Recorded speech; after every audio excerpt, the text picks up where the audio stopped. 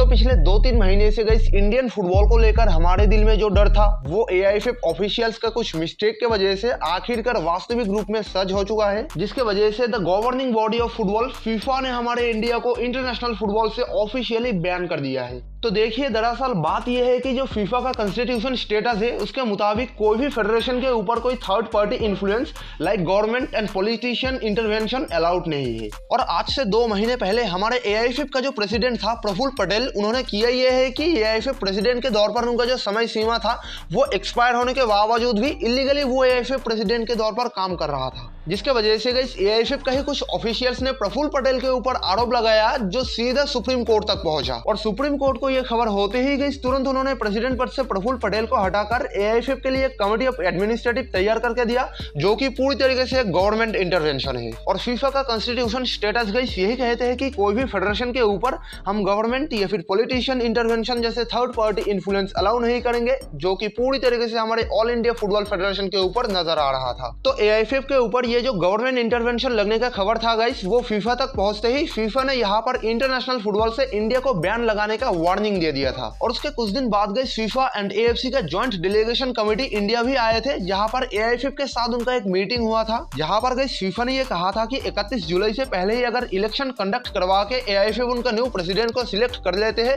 तो इंडिया यहाँ पर फीफा बैन लगने से बच सकता है। और ये मीटिंग समाप्त होने के बाद गाइस 31 जुलाई तक एआईएफएफ के पास टोटल 38 दिन का टाइम था। और 31 जुलाई जाने के बाद गाइस आज 15 अगस्त भी बीत चुका है, लेकिन इलेक्शन का अभी तक कोई भी अता पता नहीं है। और इतना सब कुछ देखने के बाद आखिरकार the governing body of football FIFA का जो ब्यूरो काउंसिल है वो फाइनली इंटरनेशनल फुटबॉल से इंडिया को बैन लगा दिया है, जिसके वजह से गाइस 2022 के एंडिंग में जो इंडिया के अंदर FIFA under 17 women's World Cup होने वाला था वो होस्ट करने का मौका इंडिया के हाथ से छूट गया। साथ में गाइस गोकुलम केराला एफसी का वुमेन्स टीम उज्बेकिस्तान के अंदर जो एएफसी वुमेन्स क्लब चैंपियनशिप खेलने वाला था वहां पर भी अब गोकुलम केराला वुमेन्स पार्टिसिपेट करने के लिए एलिजिबल नहीं है। तो यहाँ पर गाइस अब सवाल यह है कि इंडिया के ऊपर फीफा का ये बैन कब तक चलने वाले हैं। तो देखिए, फीफा की तरफ से ये बताया गया है कि एआईएफएफ के ऊपर सुप्रीम कोर्ट का जो गवर्नमेंट इंटरवेंशन है उसे जितना जल्दी हो सके हटाकर एआईएफएफ अगर इलेक्शन कंडक्ट करवा के उनका न्यू प्रेसिडेंट को सिलेक्ट कर लेते हैं तो इंडिया के ऊपर फीफा का जो ये बैन है वो हटाया जाएगा। एंड गाइस आखिर में हमारे तरफ से एआईएफएफ को हाथ जोड़कर सिर्फ यही रिक्वेस्ट है कि जितनी जल्दी हो सके सितंबर से पहले ही